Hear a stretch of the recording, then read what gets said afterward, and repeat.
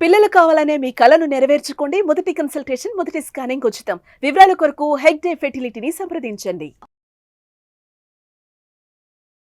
Welcome to Suman TV. నేను మీ Suman TV Nag. Kolkata ఇన్సిడెంట్కి సంబంధించినటువంటి వాటిలో ప్రతి ఒక్కరు అప్డేట్ అడుగుతూ ఉన్నారు కదా. ఒక షాకింగ్ అప్డేట్ అయితే బయటికి రావడం జరిగింది.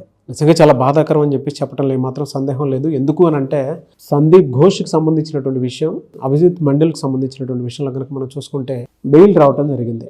అయితే దీనికి సంబంధించినటువంటి పూర్తి డీటెయిల్స్ ఏంటి అనేది రెగ్యులర్గా మమ్మల్ని ఫాలో అయ్యేటువంటి వాళ్ళు, అంటే నన్ను రవీంద్రనాథ్ గారిని ఫాలో అయ్యేటువంటి వాళ్ళు ఎవరైతే ఉంటారో ఈ వీడియో మొత్తం పూర్తిగా చూడండి. Coming to subject. Hello sir. Hi అండి నాగరాజ్ గారు. సార్, చాలా మంది ఇప్పటికీ కూడా నేను బయటికి వెళ్తే అడుగుతూ ఉంటారు, ఏమైంది కోల్కతా ఇన్సిడెంట్కి సంబంధించి మీరు మాట్లాడుకున్నారు కదా అని చెప్పేసి. ఓవరాల్గా ఏం జరిగింది సార్? అసలు బెయిల్ రావటం అనేది అయితే జరిగింది. యావత్ దేశాన్ని కదిపిన కలకత్తా ఉదంతం ఏదైతే జస్టిస్ ఫర్ అభియాన్ చెప్పి మొత్తం ఓన్లీ కలకత్తా ఒకటి కాకుండా యావత్ భారతదేశాన్ని, ప్రపంచాన్ని కూడా కదిపినటువంటి ఒక సంఘటన ఆర్జికర్ మెడికల్ కాలేజీలో ఆగస్టు 9 జరిగింది. ముఖ్యంగా అభయ మీద అత్యాచారం, హత్య సంబంధించినటువంటి రకరకాల మార్పుల్ని మనం కంటిన్యూగా కొన్ని వందల ఎపిసోడ్స్లో చేసాం నాగరాజ్ గారు. అయితే దీనికి సంబంధించి వ్యవస్థల మీద నమ్మకం పోయిందా, న్యాయ వ్యవస్థ మీద నమ్మకం పోయింది అన్నట్టుగా యావత్ భారతదేశాన్ని కూడా ఒక సంచలనంగా పేర్కొన్నటువంటి ఒక న్యూస్ రావడం జరిగింది. ఆ న్యూస్ ప్రధానంగా ఏంటంటే, ఎవరైతే ఏదైతే ఆర్జికర్ మెడికల్ కాలేజ్ సంబంధించి ఆర్జికర్ మెడికల్ కాలేజ్ ప్రిన్సిపాల్ ఏంటంటే సందీప్ ఘోష్, అదేవిధంగా ఏదైతే మెడికల్ కాలేజీకి సమీపంలో ఉండే తలా పోలీస్ స్టేషన్లో, ఆ తలా పోలీస్ స్టేషన్ అదే మనం సిఏ అంటాం, అక్కడ ఎస్ఓ అంటారు, ఆ ఎస్ఓని అనేటువంటి అభిజిత్ మండల్ ఇద్దరిని కూడా అరెస్ట్ చేశారు. అంటే ఒక ఆయన కంప్లీట్గా సాక్ష్యాలను తారుమారు చేశారు. సందీప్ ఘోష్ తన మెడికల్ కాలేజీలో 3వ ఫ్లోర్లో జరిగినటువంటి ఏదైతే సంఘటన జరిగిందో, ఏదైతే అత్యాచారం జరిగిందో ఆ కేసుకు సంబంధించి పూర్తిగా సాక్ష్యాధారాలను తారుమారు చేయడంలో కీలక పాత్ర పోషించారు అన్నటువంటి విషయంలో సందీప్ ఘోష్ గారిని అరెస్ట్ చేశారు. అంటే సందీప్ ఘోష్ మీద 2 కేసులు నమోదైనాయి. ఒకటి ఆర్థిక అవకతవకలు పాల్పడ్డారు, కాలేజీలో వచ్చినటువంటి అనేక ఫండ్స్ని ఆయన మిస్లీడ్ చేశారు, డైవర్ట్ చేశారని చెప్పి ఎన్ఫోర్స్మెంట్ డైరెక్టరేట్ ఒక కేసు పెట్టారు, అదేవిధంగా సిబిఐ కూడా కేసు పెట్టారు.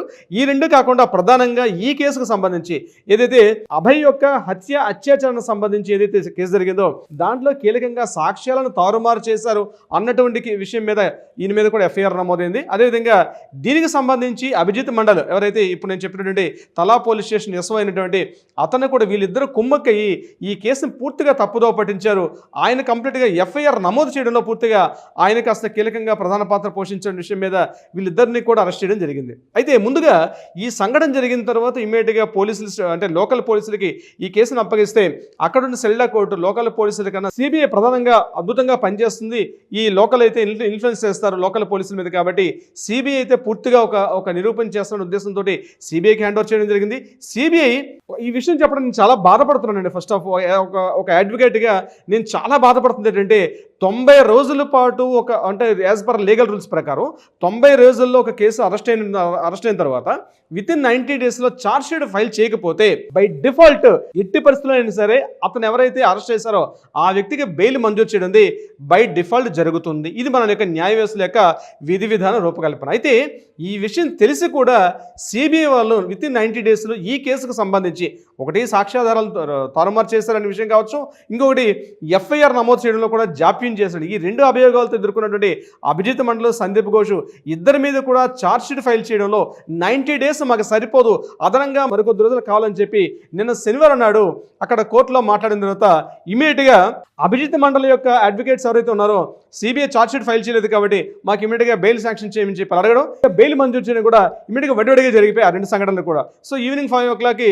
ఇద్దరు కూడా బెయిల్ ఇష్యూ చేయడం జరిగింది. అత్యంత బాధాకరమైన విషయం అంటే, యావత్ దేశాన్ని కదిపినటువంటి ఈ కేసు సంబంధించి అభిజిత్ మండలికి అదేవిధంగా సందీప్ ఘోష్కి బెయిల్ రావడం వల్ల ఎంటైర్ కలకత్తా నగరం భగ్గుమంటుంది. టోటల్గా ఎంటైర్ స్టేట్ మొత్తం కూడా నిన్న ఇమీడియట్గా west Bengal junior doctors front అయితే వెంటనే రోడ్డు మీదకి వచ్చి నిరసనలు తెలపడం కూడా జరిపారు. ఇది కాకుండా కరుణామయ సెంటర్ నుంచి డైరెక్ట్గా సిల్డా హైకోర్టు వరకు ఎక్కడైతే ఉందో ఆ సిజిఓ కాంప్లెక్స్ వరకు కంప్లీట్గా వందలాది వేలాది మంది కార్యకర్తలు గుమిగూడి ఇమ్మీడియట్గా ఎప్పుడైతే న్యూస్ వచ్చేసిందో, న్యూస్ రావడంతో ఇమ్మీడియట్గా వందల వేల మంది వెళ్ళి సిబిఐ ఆఫీస్ ముందర ఎందుకు మీరు వితిన్ 90 డేస్లో మీరు ఎందుకు చేయలేకపోయారు, మీ మీద కోర్టు కూడా నమ్మకం పెట్టుకుని ఒక ఏజెన్సీ మీది, అంటే ఒక కేంద్ర దర్యాప్తు సంస్థ, ఒక ఇండిపెండెంట్ బాడీ మీది, మీరు ఏ రాష్ట్ర ప్రభుత్వాన్ని కానీ కేంద్ర ప్రభుత్వాన్ని కూడా కాకుండా ఒక ఇండిపెండెంట్ దర్యాప్తు సంస్థ మీరు ఎందుకు చేయలేకపోయారు, కారణాలు చెప్పాల్సిన అవసరం దేశ ప్రజానీకానికి మీరు సమాధానం చెప్పాలన్నటువంటి ఒక కారణంతో ఎంటైర్ రాష్ట్ర వ్యాప్తంగా ఉన్నటువంటి అనేక మంది జూనియర్ డాక్టర్స్ ఇమీడియట్గా కరుణామయ సెంటర్ నుంచి ఆ ప్రదేశానికి వెళ్ళడం, ఇమీడియట్గా వాళ్ళందరూ కూడా అడిగినప్పుడు కూడా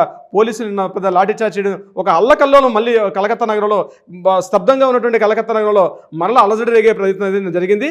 దీనికి సంబంధించి రాష్ట్రంలో అందరూ కూడా ఇది మమతా బెనర్జీ గారు ఇందులో ఏమైనా కీలకమైన హస్తంగా ఉందా, ఈవెన్ సిబిఐని కూడా ఇన్ఫ్లుయెన్స్ చేసే స్థాయికి మమతా బెనర్జీ గారు వెళ్ళేలా, ఎందుకు కేంద్ర ప్రభుత్వం దీని మీద చర్యలు తీసుకోవడం లేదు అన్న విషయం మీద ఇప్పటికి ఒక మిలీనియం క్వశ్చన్గా అయితే మిగిలిపోయింది. అయితే ఈ రెండు ఇలా జరుగుతుండగా మరొక ఇంట్రెస్టింగ్ న్యూస్ ఏదంటే ఉందంటే, ముఖ్యంగా యాక్చువల్గా ఈ కేసు జరగగానే ప్రభుత్వం అంటే రాష్ట్ర ప్రభుత్వం ఇమీడియట్గా ఈ తల్లిదండ్రులు బాధిత కుటుంబీకురాల యొక్క తల్లిదండ్రులకు సంబంధించి ఒక వ్యక్తిని ఒక న్యాయవాదిగా అపాయింట్ చేశారు. బాధిత కుటుంబీకురాలు ఎవరైతే ఉన్నారో ఈ అభయకి సంబంధించిన పేరెంట్స్ సపోర్ట్గా వికాస్ రంజన్ భట్టాచార్య అనేటువంటి ఒక న్యాయవాద బృందాన్ని ఏర్పాటు చేయడం జరిగింది. అయితే ఆ న్యాయవాద బృందం కరెక్ట్గా పనిచేయట్లేదని చెప్పి మరలా ఇమీడియట్గా సెప్టెంబర్లో, అంటే ఆగస్టులో ఈ సంఘటన జరిగింది, సెప్టెంబర్లో వికాస్ రంజన్ భట్టాచార్య దగ్గర నుంచి ఇమీడియట్గా వృందా గ్రోవర్కి చాలా పవర్ఫుల్ అసోసియేట్స్. వృందా గ్రోవర్ అంటే దేశవ్యాప్తంగా ఎన్నో సంచలన కేసులు వాదించినట్టు న్యాయవాది అంటే వృందా గ్రోవర్కి ఈ కేసును హ్యాండ్ ఓవర్ చేయడం ఈ అసోసియేట్ జరిగింది. అయితే ఒకవైపు సందీప్ ఘోష్కి అభిజిత్ మండలికి బెయిల్ రావడం ఒక విషయం అయితే, మరొక సాడ్ న్యూస్ ఏంటంటే వృందా గ్రోవర్ ఇమీడియట్గా ఈ కేసు నుంచి నేను తప్పుకుంటున్నాను, నేను ఈ కేసును డీల్ చేయాలని చెప్పి ఎంటర్ హైకోర్టు నుంచి, సుప్రీంకోర్టు నుంచి, సెల్డా సెషన్స్ కోర్టు నుంచి టోటల్గా 3 కోర్టుల నుంచి కూడా వృందా గ్రోవర్గా అక్కడ నుంచి నేను ఈ కేసు నుంచి విత్డ్రా నేను తప్పుకుంటున్నాను, వీలైతే ఈ తల్లిదండ్రులు నేను సపోర్ట్ చేయను, వేరే వాళ్ళని సూచించమని చెప్పి టోటల్గా వృందా గ్రోవర్ అసోసియేట్స్ మొత్తం టీం అందరం కూడా న్యాయవాదుల బృందం ఈ బాధిత కుటుంబీకుల యొక్క తల్లిదండ్రుల నుంచి వాళ్ళ మీద విరమించుకోవడం కూడా ఒక చర్చనీయాంశం జరిగింది. ఈ 2 సంఘటనలు కూడా వడివడిగా జరిగిపోయి, ఒకవైపు బెయిల్ రావడం, ఒకవైపు అడ్వకేట్స్ బృందం పూర్తిగా డిఫాల్ట్ అవడం. అంటే వీళ్ళు ఇప్పటివరకు సుమారుగా ప్రతి సెషన్లో కూడా సెప్టెంబర్, అక్టోబర్ అంటే ఆగస్టులో జరిగింది, ఆగస్టులో మాత్రం వికాస్ రంజన్ భట్టాచార్య చేసుకున్నారు. సెప్టెంబర్, అక్టోబర్, నవంబర్, డిసెంబర్, ఈ డిసెంబర్ 10 వరకు నిన్నటి వరకు కూడా కంప్లీట్గా వీళ్ళే న్యాయవాది ఈ వృందా గ్రోవర్ చూస్తారు. నిన్న ఆవిడ కూడా సడన్గా సడన్గా రిజైన్ చేసేసింది, బాధిత కుటుంబీకులు మేము న్యాయం చేయాలని చెప్పి ఆవిడగా పత్రికా ప్రకటన కూడా రిలీజ్ చేయడం జరిగింది. సో ఏమైనప్పటికీ కూడా ఈ కేసుకు సంబంధించి అసలు వ్యవస్థల మీద నమ్మకం పోయిందా, అసలు ఏజెన్సీలు ఏం చేస్తున్నాయి, కోర్టులు, ఎందుకంటే కోర్టుకు ఒక స్టాండర్డ్ ఫార్మాట్స్ ఉంటాయి, ఆ ఫార్మాట్స్ ప్రకారం కోర్టులు పనిచేస్తాయి. అంటే తన ముందుకు ఏదైతే కేసులు వస్తాయో లీగల్ రూల్స్ ప్రకారం, చట్టాల ప్రకారం, న్యాయాల ప్రకారం ఏదైతే ఉంటాయో ఆ యాక్ట్స్ని, అమెండ్మెంట్స్ని అక్కడ పర్మిట్ చేస్తూ వాళ్ళకి బెయిల్స్ ఇవ్వడం అనేది కోర్టు యొక్క విధి విధానం. కానీ ఏజెన్సీ సంస్థ ఏదైతే ఉందో వితిన్ 90 డేస్లో ఎందుకు సిబిఐ పూర్తిగా ఛార్జ్షీట్ చేయలేకపోయింది? ఒకవేళ ఛార్జ్షీట్ ఫైల్ చేయలేనప్పుడు సప్లిమెంటరీ ఒక ఛార్జ్షీట్ అయినా ఫైల్ చేయాల్సి వస్తుంది. మాకు ఇమీడియట్గా ఒక 1 వీక్ కావాలని 10 డేస్ కావాలన్నప్పుడు కూడా ఇమీడియట్గా హోల్డ్ చేసే అవకాశం ఉంటుంది. ఈవెన్ అది సప్లిమెంటరీ ఛార్జ్షీట్ కూడా ఫైల్ చేయకుండా, ఏమీ చేయకుండా కంప్లీట్గా సిబిఐ మేము ఈ కేసు మాకు ఇంకా టైం కావాలి, మేము ఇమీడియట్గా చేయలేకపోతామని చెప్పి సిబిఐ చెప్పడం అనేది అత్యంత శోచనీయం, అత్యంత జుగుప్సాకరం, అత్యంత బాధాకరమైన విషయం. ఏంటంటే బహుశా భారతదేశంలో ఇంత ఈ వ్యవస్థ పూర్తిగా భ్రష్టు పట్టిపోయింది. ఎంటర్ ద టోటల్ మొత్తం వ్యవస్థ అంతా కూడా భ్రష్టు పట్టిపోయింది. ఒక కేసు మీద కళ్ళ ముందు జరిగిన కేసు, సాక్ష్యాధారాలు కనిపిస్తున్నాయి, అన్ని విషయాలు జరుపుతున్నాయి, కానీ 90 రోజుల పాటు సిబిఐ విచారణ చేసి కూడా సిబిఐ ఇంకా మాకు దర్యాప్తు సంస్థ మాకు ఇంకా టైం కావాలి. ఒకవైపు తెలుసు దర్యాప్తు బృందానికి సహకరించట్లేదు సందీప్ ఘోష్ అని చెప్పి, అయితే సందీప్ ఘోష్ మీద తెలుస్తోంది సాక్ష్యాధారాలను రూపమాపు చేశాడు. ఎందుకంటే సంఘటన 9 జరిగింది, 10వ తారీఖు అంటే ఇమీడియట్గా అక్కడ ఉండే సాక్ష్యాధారాలను కూడా పూర్తిగా రూపమాపే పనులు చేశాడు సందీప్ ఘోష్. ఆ విషయం యావత్ దేశం కూడా చూశారు. దానికి సంబంధించిన సాక్ష్యాధారాలు కూడా మీడియా వర్గాలు కూడా బయట పెట్టడం జరిగింది. ఇది కంటికి కనిపిస్తున్నటువంటి evidences. At the same time తలామండల్లో పిఎస్లో కూడా కేసు నమోదైన టైమింగ్స్ కూడా కంప్లీట్గా మనకి ఎఫ్ఐఆర్ నమోదైన సమయం కూడా సుమారుగా మార్నింగ్ 3:30-4 గంటలు జరిగితే రాత్రి 10 గంటల వరకు ఎఫ్ఐఆర్ నమోదు చేయకపోవడం, ఇన్ని రకాల తప్పులు ఇటువైపు అభిజిత్ మండలి కనిపిస్తున్నాయి, సందీప్ ఘోష్ కనిపిస్తున్నప్పుడు కూడా ఇమీడియట్గా ఈ 2 ఫైల్ చేయడం విషయంలో ఎందుకు ఇంత నిర్లిప్తత, ఎందుకు ఇంత నిర్వేదం, ఎందుకు ఈ సిస్టమ్స్ ఎందుకు ఫెయిల్ అవుతున్నాయి? ఒక బాధితురాలు ఎవరైతే ఉన్నారో అభయకు మాత్రం న్యాయం జరగలేదు. 90 డేస్ అవుతుంది పూర్తిగా కలకత్తా అత్యాచారానికి సంబంధించి, వైద్యురాల ఘటనకు సంబంధించి పూర్తిగా మన వ్యవస్థ యొక్క లోపం, ప్రభుత్వాలు కాకుండా పూర్తిగా వ్యవస్థలన్నీ కూడా భ్రష్టు పట్టిపోయాయి. అందుకే రోజుకు కేసు చూస్తున్నాం నాగరాజు గారు.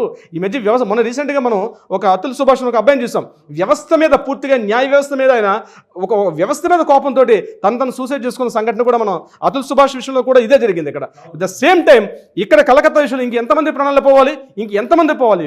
న్యాయవాదులు కూడా మేము ఈ కేసు వాదించని చెప్పి బయటకు వెళ్ళిపోవడం ఏంటంటే ఎవరు ఒత్తిళ్లు పనిచేస్తున్నాయి? సెంట్రల్ గవర్నమెంట్ ఏం చేస్తుంది? రాష్ట్ర ప్రభుత్వం ఒకవేళ ఫెయిల్ అవుతున్నప్పుడు ఆరోగ్య శాఖ మంత్రి పోస్టు తన దగ్గర పెట్టుకున్నారు, హోమ్ మినిస్టర్ తన చేతిలో పెట్టుకున్నారు, ముఖ్యమంత్రిగా ఉంటూ ఇన్ని రకాల పోస్టులు తన చేతిలో ఉంటూ వ్యవస్థని ఏ రకంగా ఇన్ఫ్లుయెన్స్ చేస్తున్నదానికి పూర్తిగా ఈ రోజు అభిజిత్ మండలికి, సందీప్ ఘోష్కి బెయిల్ రావడానికి పూర్తిగా రాష్ట్ర ప్రభుత్వం పెద్ద భారీ మూల్యం చెల్లించుకుంటుంది. ఏదేమైనప్పుడు కూడా ఈ రోజు కలకత్తా వ్యాప్తంగా ఉన్నటువంటి వైద్య వ్యవస్థ మొత్తం కూడా పూర్తిగా భ్రష్టు పట్టిపోయి ఉందని చెప్పడంలో ఎటువంటి సందేహం లేదు నాగరాజు గారు. అయితే చివరిలో కొసమార్పు ఏంటంటే సందీప్ ఘోష్కి బెయిల్ వచ్చినప్పుడు కూడా ఇక్కడ జరిగిన విషయం ఏంటంటే సందీప్ ఘోష్ ఈ కేసు సంబంధించిన బెయిల్ వచ్చింది, కానీ ఆర్థిక అవకతవకలు, ఫైనాన్షియల్ డిస్టర్బెన్సెస్ ఏదైతే ఉందో దానికి సంబంధించి ఇంకా ఆయన జైల్లో ఉన్నాడు. ఆయన బహుశా వాటిలో అంటే వీటిలో మెయిన్ కేసులో వచ్చేసింది కాబట్టి 1-2 డేస్లో అది కూడా వచ్చే అవకాశం ఉంటుంది. అయితే ఈ రోజుకి మాత్రం సందీప్ ఘోష్ ఇంకా జైల్లో ఉన్నాడు. అభిజిత్ మండల్ మేబీ ఇవాళ సాయంత్రం రేపు మార్నింగ్ గల్లా అభిజిత్ మండల్ అయితే బెయిల్ నుంచి బయటకు వచ్చేస్తాడు అని వాళ్ళ అడ్వకేట్ కూడా చెప్పడం జరిగింది. కానీ సందీప్ ఘోష్ మాత్రం ఇంకా జైల్లో ఉన్నాడు. ఎందుకంటే ఈ కేసు మీద బెయిల్ వచ్చింది, కానీ మిగిలిన ఇంకో 2 కేసులు ఉంది కాబట్టి ఏదేమైనప్పటికీ కూడా ఈ కేసులో కూడా బెయిల్ రావడం మాత్రం ఎవరు కూడా హర్షించదగ్గ విషయం కాదు. ఎవరు కూడా యాక్సెప్టెన్స్ భారత ప్రజానీకం మొత్తం కూడా తలదించుకొని సిగ్గుగా ఉన్న వ్యవస్థ అయితే కనిపిస్తోంది. నాగరాజు గారు చాలా దారుణం అండి నిజంగా. తలుచుకుంటే కూడా చాలా బాధగా ఉంది. చూద్దాం, ఏదేమైనా we want justice, we demand justice. Thank you so much Ravindranath garu. Thank you so much Nagaraju గారు.